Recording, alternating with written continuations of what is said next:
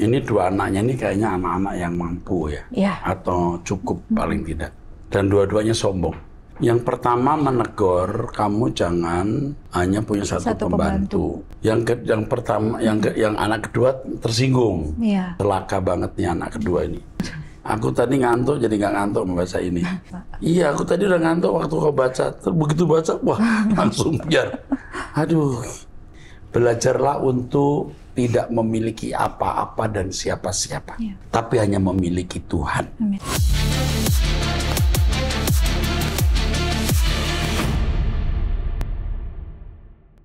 Shalom saudara, kembali kita mengikuti Abam. Kita masuk episode 1187. Saya didampingi oleh Ibu Rani, ini Ibu Andris. Beliau adalah istri dari Bapak Pendeta Dr. Andris, ya, yang dikaruniai satu orang anak. Kelas berapa sekarang? Kelas 6. 6, ya. Beliau juga worship leader, beliau juga pengajar di Ekumene Christian High School yang sedang menyelesaikan program doktoralnya. Oke, yuk kita mulai. Baik. Pertanyaan pertama dari seorang wanita usia 27 tahun, single, tinggal di Jakarta, seorang jemaat GSKI Rehoboth Kelapa Gading. Om Eras, terima kasih ya untuk semua pelayanannya. Saya ingin bertanya Om, maaf kalau pertanyaannya agak nyeleneh. Manusia kan diciptakan menurut gambar dan rupa Allah. Di dalam gambar ada komponen pikiran dan perasaan yang kemudian melahirkan kehendak. Gambar manusia diasah sehingga berkualitas serupa dengan Allah. Berbeda dengan binatang. Ada yang percaya bahwa binatang tidak memiliki perasaan seperti manusia. Ya, memiliki perasaan tapi tidak seperti manusia. Punya pikiran tapi tidak secerdas manusia. Tetapi bagaimana dengan malaikat, Om? Malaikat memiliki kehendak yang bebas juga kan? Untuk lebih lanjutnya, apa perbedaan kehendak bebas malaikat dengan kehendak bebas manusia ya Om? Sebenarnya Alkitab tidak pernah berbicara secara tegas mengenai hal ini. Maka kita juga tidak bisa bicara bold atau tegas. Tetapi ada satu yang kita harus terima, bahwa malaikat punya kehendak bebas. Seperti kita, bisa memberontak, bisa mengabdi. Yang kedua, malaikat tidak memiliki kesempatan untuk bertobat, tapi manusia masih memiliki kesempatan untuk bertobat. Hanya itu, ya. Selebihnya ini mungkin nanti Tuhan akan beritahu, atau kalau tidak kita tanyakan langsung nanti waktu ketemu di langit baru, bumi baru.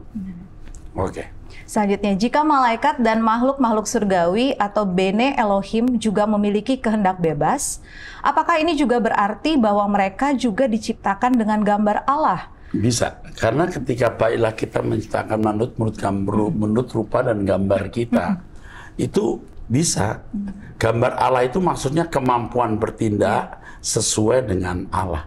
Itu maksudnya gambar Allah. Terus dengan komponen pikiran dan perasaan di dalam. Itu yang dimaksud dengan segambar dan serupa.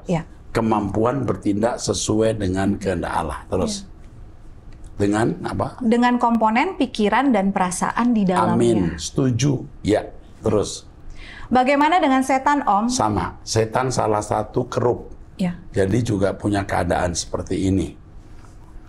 Apakah dalam Khatam Toknit atau Seal of Perfection, diambil dari Yeskiel 28 ayat 12, hai anak manusia, ucapkanlah suatu ratapan mengenai Raja Tirus dan katakanlah kepadanya, beginilah firman Tuhan Allah, gambar dari kesempurnaan engkau penuh hikmat dan maha indah. Itu juga ada gambar dan rupa Allah. Iya, jadi Khatam Toknit itu Seal of Perfection. Jadi manusia, maksud saya iblis dalam keadaan tidak bercelah. Sedikit lagi, kalau dia mau merendahkan diri, dia tidak jatuh. Seperti Adam dalam keadaan tidak bercelah. Ini seperti Yesus di Filipi 2 ayat 5-7, dalam keadaan morfe, dalam keadaan tidak bersalah. Tetapi dia tidak berpikir untuk menjadi setara dengan Allah. Terus itu, ya benar. Itu juga adalah gambar dan rupa Allah. Hanya tentu keberadaan iblis beda dengan kita. Sebenarnya Khatam Toknit hanya mau menunjukkan keadaan iblis yang tidak bercela.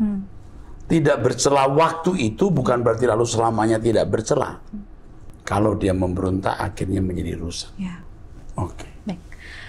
Pertanyaan selanjutnya dari seorang wanita usia 21 tahun, single, Jawa Barat, Jemaat GSKI Rehoboth, Bekasi. Ya. Shalom Opa Eras, aku sayang Opa. Sering-sering senyum ya Opa, biar tidak kelihatan tuanya. Sehat-sehat ya Opa. Ya. Maaf ya Opa kalau pertanyaannya sedikit aneh atau kurang ajar. Sebenarnya Rasul Matius itu orangnya freak atau ada kelainan ya Opa? Karena di serial The Chosen, seri film tentang Tuhan Yesus, menampilkan Matius sebagai orang yang sedikit antisosial. Juga, dalam tanda kutip, kagok secara postur tubuh, dan sebagainya. Terima kasih Opa Eras, Bapak Yahweh menyertai Opa. Terima kasih sayang. Kamu NN yang namanya tidak tahu ya. Ya.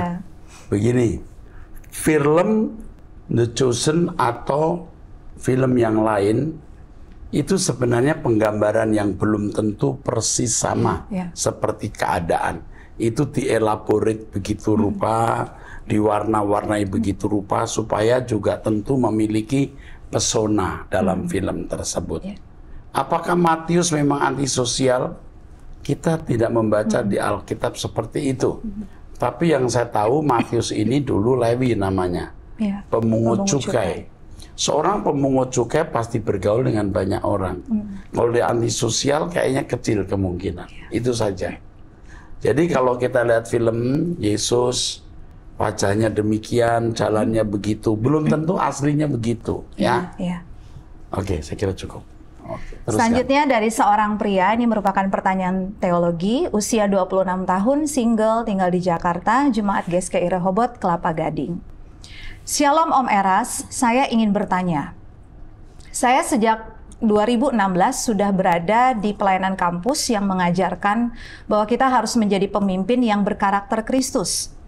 Hal ini didasari dengan ayat di dalam Ulangan 28 ayat 13 yang berkata, Tuhan akan mengangkat engkau menjadi kepala dan bukan ekor. Engkau akan tetap naik dan bukan turun. Apabila engkau mendengarkan perintah Tuhan Allahmu yang kusampaikan pada hari ini, kau lakukan dengan setia. Kebetulan saya dosen kepemimpinan. Jadi ayat ini kalau dijadikan dasar untuk membangun kepemimpinan yang berkarakter Kristus tidak tepat. Tidak tepat.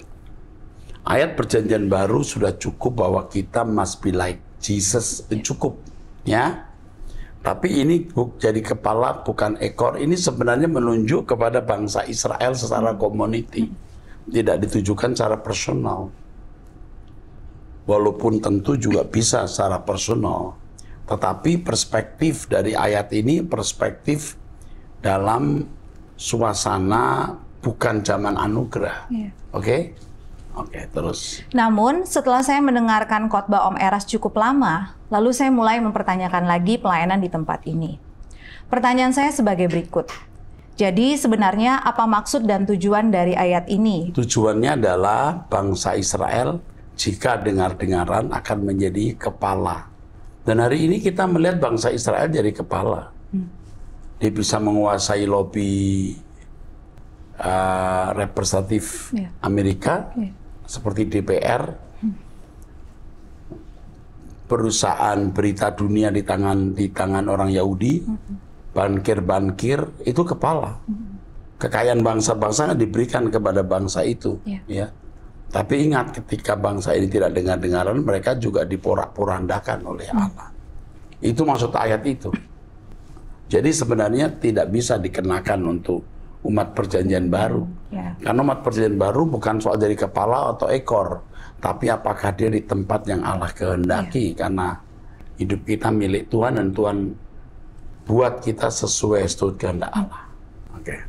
Apakah ini ada hubungannya dengan pemimpin dan Tuhan menginginkan kita menjadi seorang pemimpin? Untuk siapa ini ditujukan? Sudah saya jelaskan ya. Dan saya mulai ada keraguan untuk melanjutkan pelayanan di tempat ini. Ya, pelayanan tetap bisa dilakukan. Tapi konsep-konsep yang salah bisa disingkirkan, lalu Anda mengenakan konsep-konsep yang benar yang saya ajarkan. Oke. Menurut Om Eras, apakah saya perlu tetap di sini atau tidak? Tetap jadi berkat di situ, nak. Ya? Ya. Oke. Selanjutnya, pertanyaan dari seorang wanita usia 24 tahun, single, tinggal di Jakarta, Jemaat GSKI Rehoboth Kelapa Gading. Shalom Om Eras, saya ingin bertanya, jika kita meninggal nanti, apakah kelak kita masih mengenal orang terdekat kita? Saya jawab, sangat bisa. Seperti Lukas 16, orang miskin Lazarus mengenal Abraham. Dan Abraham pun masih mengenal saudara-saudaranya. Oke. Karena saya kangen opa saya, Om. Saya ingin bertemu dengan dia lagi nanti di langit baru, bumi baru. Oh, sure. Ya, kamu akan ketemu. Kalau dia ada di langit baru, dia juga selamat, kamu akan ketemu dia. Ya. Saya juga mau bertanya, apakah surga agama Kristen, Katolik, Islam, dan agama lainnya itu sama atau beda? Yang di surga itu orang-orang yang tidak melukai sesamanya. Tidak berpoten sama sekali melukai sesama. Itu di dalam masyarakat, maka tidak akan ada keributan. Dalam keluarga kerajaan Allah yang dimuliakan Yesus Kristus, itu standarnya tidak bisa berbuat dosa lagi. Makanya kalau orang sejak di bumi tidak bisa berbuat dosa lagi, nah itu calon akan menghuni rumah Bapa. Kalau masih bisa berbuat dosa, diragukan. Saya mengucapkan terima kasih kepada Om, karena melalui khotbah Om Eras dan pujian-pujian Om Eras, saya sangat terberkati. Mendengar khotbah Om Eras membuat saya sadar bahwa kita tidak bisa berharap kepada manusia, tetapi berharap kepada Tuhan saja. Banyak kejadian yang saya alami, tetapi lewat kejadian itu saya semakin diberkati. Terima kasih Om Eras, aku sayang Om Eras. Aku harap kita akan bertemu lagi di langit baru, bumi baru. Tuhan Yesus memberkati. I love you too. Oke, saya senang membaca ini. Tulus wanita ini. Oke, teruskan.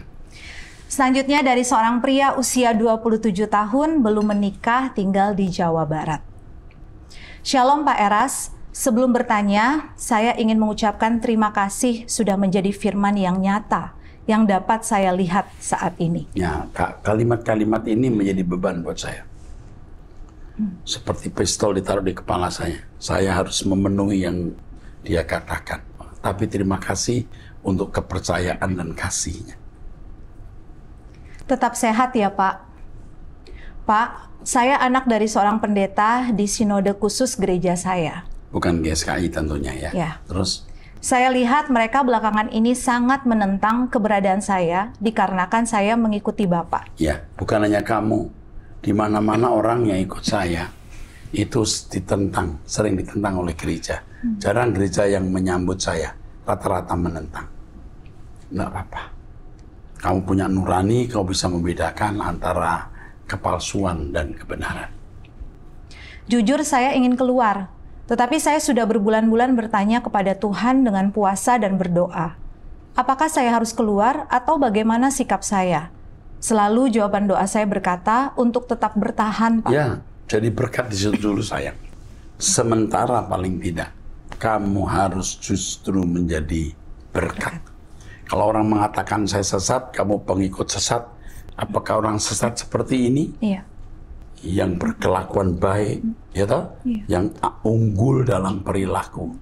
Buktikan, biar Tuhan dimuliakan. Oke.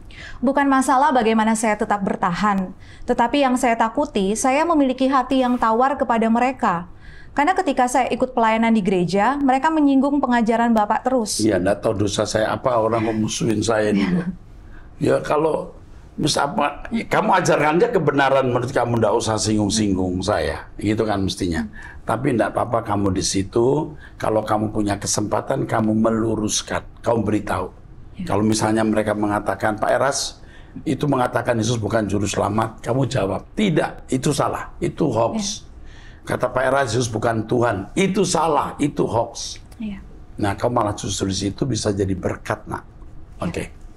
Saya merasakan bahwa mereka sengaja membuat saya risih dengan statement kalau saya salah dan pengajaran Bapak salah. Iya, pasti mereka melukai kamu dengan tujuan ini. Terus? Bukankah harusnya mereka merangkul? Iya, terus bukan meluruskan. mengintimidasi. Iya. Terus? Bukan mengintimidasi dengan tidak cerdas seperti ini. Iya. Bagaimana saya harus bersikap, Pak? Sementara kamu diam saja, kalau Tuhan gerakkan kamu bicara, kamu baru bicara. Iya. Kalau Tuhan tidak mengendaki kamu bicara, diam saja. Silent is gold. Oke, Ya. teruskan. Selanjutnya dari seorang wanita usia 20 tahun, belum menikah, tinggal di Jakarta, Jemaat Rehoboth. Shalom Pak, saya ingin bertanya, apakah kecurigaan yang besar itu baik atau tidak? Terima kasih sudah menjawab Pak. Ini Tuhan Yesus kecurigaan memberkati. apa ya? Nggak jelas ya. Betul. Usiamu 20 tahun. Ini kecurigaan pacar kamu selingkuh punya pacar lain atau apa ya? Ini nggak jelas. Tapi begini sayang, biar Roh Kudus yang tuntun kamu. Kalau tiap pagi kamu berdoa bersama Umeras, kamu juga selalu punya waktu untuk ketemu Tuhan, kamu akan peka. Ya, sebab kecurigaan itu tidak selalu negatif. Curiga jangan-jangan ya, ini bukan dari Tuhan, ya kan? Curiga jangan-jangan ini keputusan yang salah. Itu curiga yang kita perkarakan agar kita tidak salah mengambil keputusan. Kalau kita tidak pakai kecurigaan, bahaya sekali. Semua hajar saja aman-aman. Nanti dulu harus ada kecurigaan yang positif. Sama dengan ada takut yang positif. Kamu jangan takut terhadap apa yang dapat membunuh tubuh, tapi takutlah Allah. Takut masuk neraka, takut ditolak Allah, takut menjadi tidak berkenan. Itu takut yang positif kan. Mencurigai jangan-jangan saya belum berkenan. Itu bagus. Nggak usah mencurigai orang yang belum tentu salah. Jangan-jangan orang itu nyolong duit saya ini, padahal belum tentu, ya kan. Oke, teruskan. Luar biasa. Baik, dari seorang pria usia 21 tahun, belum menikah di Jawa Barat, jemaat salah satu gereja karismatik. Ini banyak anak muda sekarang nanyanya. Terus? Shalom Pak, saya ingin bertanya. Semisalnya dalam sebuah keluarga, masing-masing menganut agama pilihannya sendiri, masing-masing individu. Lalu ada anggota keluarga yang meninggal. Apakah doa anggota keluarga yang berbeda agamanya tetap diterima oleh Tuhan? Ya, terus? Bagaimana hukumnya menurut agama Katolik, Kristen, dan Islam? Terima kasih, Tuhan Yesus memberkati. Bagaimana hukumnya menurut agama Katolik, Kristen, dan Islam? Saya tidak menjawab pertanyaan ini karena Katolik dan Islam punya perspektif sendiri. Kalau saya jawab, nanti jangan-jangan jawaban saya tidak sesuai dengan doktrin mereka. Mereka bukan punya 10 orang, bisa 10 pandangan juga. Jadi kita menghindari pertentangan. Nah kalau Kristen, orang yang meninggal tidak perlu didoakan. Karena sudah finish, sudah final. Ya, jangankan mendoakan untuk agama lain, untuk agama sendiri saja juga tidak. Jadi saudara harus tenang saja. Amin. Wow. Jadi diem aja ya, begitu ya, nggak usah didoakan ya. Oke. Berikutnya pertanyaan dari seorang pria usia 24 tahun, single, Jakarta, Jemaat GSKI Rehoboth. Dear Om Eras, semoga Om dalam keadaan sehat dan terus diberkati. Saya mengikuti khotbah Om Eras sudah lebih dari 5 tahun dan juga mengikuti dinamika perjalanan iman Om Eras. Rasanya selalu ada episode baru dalam hidup Om Eras. Yang diwarnai dengan persoalan, penjagaan Tuhan, dan pertumbuhan untuk makin mengasihinya. Pertanyaan saya sederhana Om. Bagaimana Om Eras memahami bersukacitalah senantiasa di Alkitab ketika menghadapi persoalan yang tidak henti-hentinya? Terima kasih Om, Tuhan sayang saya dan sayang Om. Saya juga sayang Om. I love you too sayang. Ini namanya nggak ada juga ya, padahal ditulis pun nggak apa-apa nih. Kalau dia ada namanya saya sebut nih. Ini pria usia 24 tahun, keren nak. Bersukacitalah senantiasa. Itu kalimat gampang sekali diucapkan dan gampang dikhotbahkan. Prakteknya, angelnya, beratnya, sulitnya ya. Tapi saya kagum sama kamu ya, salut. Rasanya selalu ada episode baru. Ini benar. Dia berarti ikuti saya terus. Diwarnai dengan persoalan penjagaan Tuhan, pertumbuhan untuk makin mengasihinya. Mungkin dia mau tulis sesuatu yang dia nggak mau tulis atau nggak enak. Diwarnai dengan persoalan, kesulitan, kekecewaan, kepahitan. Ada kan ketangkep tuh waktu saya susah hati gitu ya. Tapi enggak apa-apa. Om Eras kalau nggak ngalamin begitu, Om Eras bisa nggak bener, nak. Serius. Cius. Om Eras harus menghadapi persoalan-persoalan berat supaya disempurnakan. Amin. Sekaligus membuktikan penjagaan Tuhan. Yes. Dan kita mengalami pertumbuhan. Ya. Bagaimana Om Eras memahami bersukacita senantiasa? Nah, dengan duduk diam di kaki Tuhan, belajar firman dengan tiada henti, sebenarnya kita bisa menemukan suara Tuhan setiap hari. Ya. Dan itu yang membuat kita bersukacita dan sanggup melewatinya. Ya. Bukan hanya ngomong bersukacita, itu gampang diucapkan. Sukacita kita harus tertumpu pada kehadiran Tuhan yang kita rasakan. Ya. Itu saja. Amin. Amin. Oke, teruskan. Selanjutnya dari seorang wanita usia 63 tahun, sudah menikah, memiliki 2 anak. Shalom Pak Eras, pada masa COVID, saya dan suami tidak bekerja lagi atau pensiun. Kami diminta untuk pindah ke dekat rumah anak kedua, di rumah kosong dekat dengan rumah anak kedua. Kami diberikan mobil baru. Tugas saya dan suami antar jemput sekolah dan les cucu saya yang umurnya 9 dan 3 tahun. Sekaligus menjaga mereka kalau anak dan menantu saya pergi kerja. Rumah anak kedua saya ini 3 lantai dengan luas 250 meter persegi. Kehidupan anak saya ini sebagai leader asuransi dengan penghasilan sangat baik. Saya dibantu 1 suster dan 1 pembantu. Penghasilannya 0,5 miliar tiap bulan. Terus? Pada Lebaran tahun 2023, pembantu dan suster pulang dan tidak kembali bekerja. Lalu anak saya hanya ambil 1 pembantu. Saya dan suami disuruh bantu jaga anak. Keadaan itu diketahui oleh anak saya yang pertama. Dia menegur adiknya untuk mencari pembantu 1 lagi agar saya dan suami tidak capek. Karena memang keadaan saya sakit. Tangan kanan dan mata kiri pakai silikon. Dari situ anak kedua dan menantu saya marah. Lalu saya dan suami disuruh ikut anak pertama atau diusir dan mobil diambil. Wow. Saya pindah. Dan sampai sekarang selama 5 bulan kami tidak berhubungan. Wow. Dan anak pertama saya melarang kami untuk memberitahu alamat tempat tinggal di rumah kosong anak pertama saya kepada anak kedua saya melarang Ya. kami untuk beritahu alamat tempat tinggal di rumah. Pak, apa yang harus saya lakukan? Enggak, ini tuh. Anak pertama melarang memberitahu kami alamat. untuk memberitahu alamat tempat tinggalnya ke anak kedua tadi, Pak. Tapi anak kedua kan memang nggak pernah berhubungan lagi. Iya. Saya pindah dan sampai sekarang dari Lawan. Jadi dia ditaruh di rumah kosong dari anak pertamanya. Anak pertama. Oke. Dan Terus? dilarang untuk memberitahukan alamat tempat tinggalnya. Terus? Pak, apa yang harus saya lakukan? Saya sementara ini diam saja, tetapi apakah perbuatan saya ini berkenan di hadapan Tuhan? Bulan lalu pada saat anak kedua dan suaminya pergi ke luar negeri, saya taunya dari Facebook. Saya berkunjung melihat cucu dari anak kedua saya. Reaksinya, saya ditegur dan katanya harus minta izin dulu. Anak kedua yang Ya, tegur. anak kedua. Sampai sekarang saya belum bertemu lagi dengan mereka. Hidup saya dan suami jauh lebih enak dan sehat sekarang. Tetapi saya sedih karena anak saya tidak akur dan masih tidak berkomunikasi. Hingga saya tidak bisa bertemu dengan cucu dari anak kedua saya.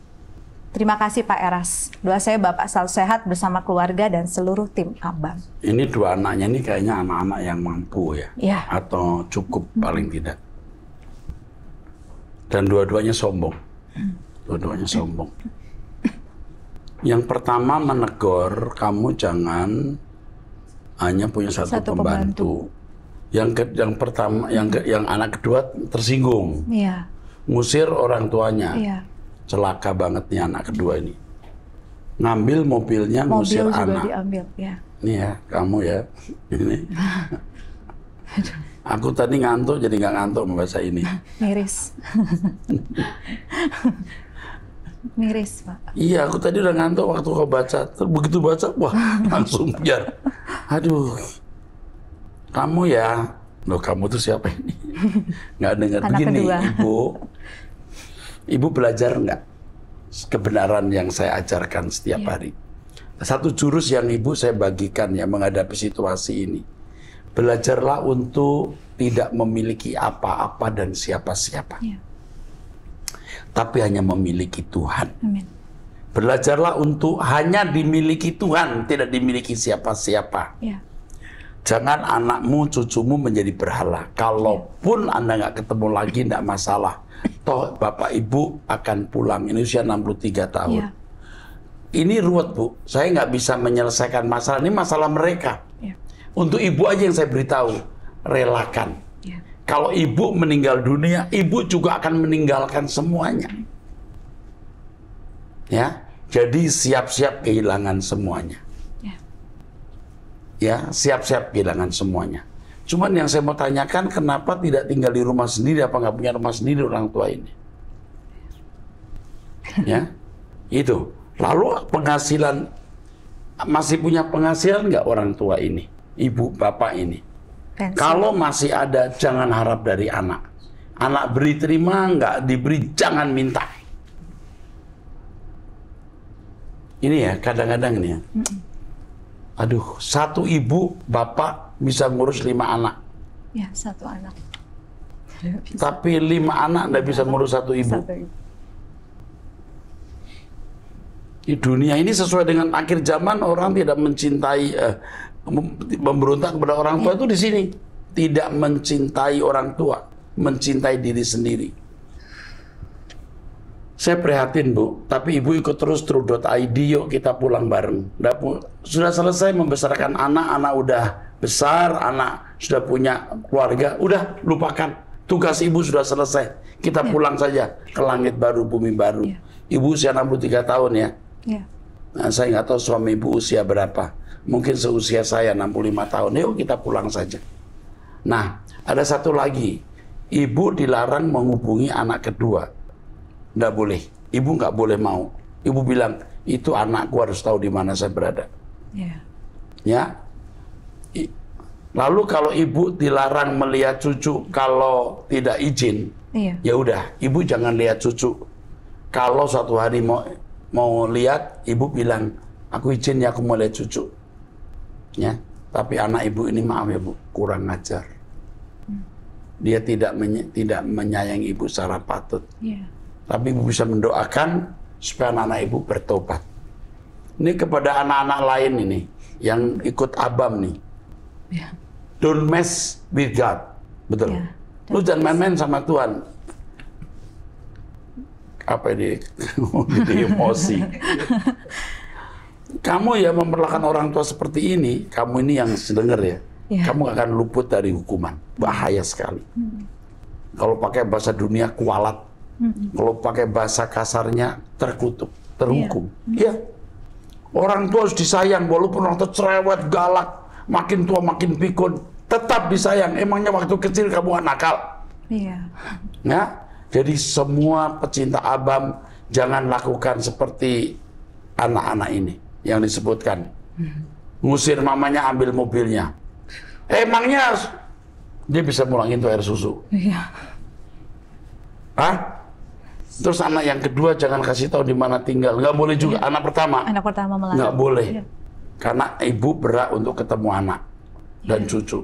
Oke, itu aja kita lewati supaya kita tenang lah ya.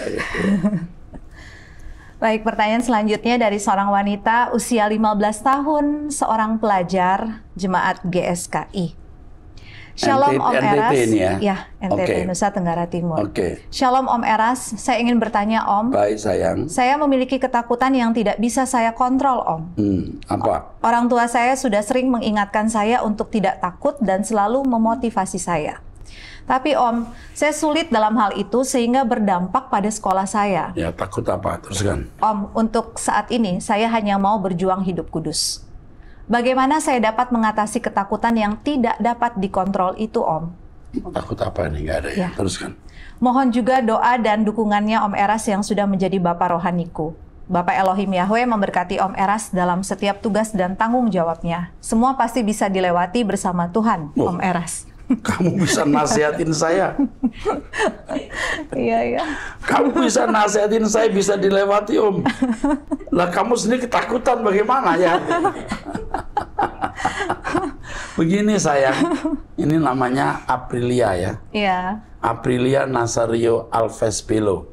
Begini nak, Kamu percaya nggak? Tuhan itu mengontrol semua keadaan. Iya. Tidak ada kejadian di luar kontrol Tuhan.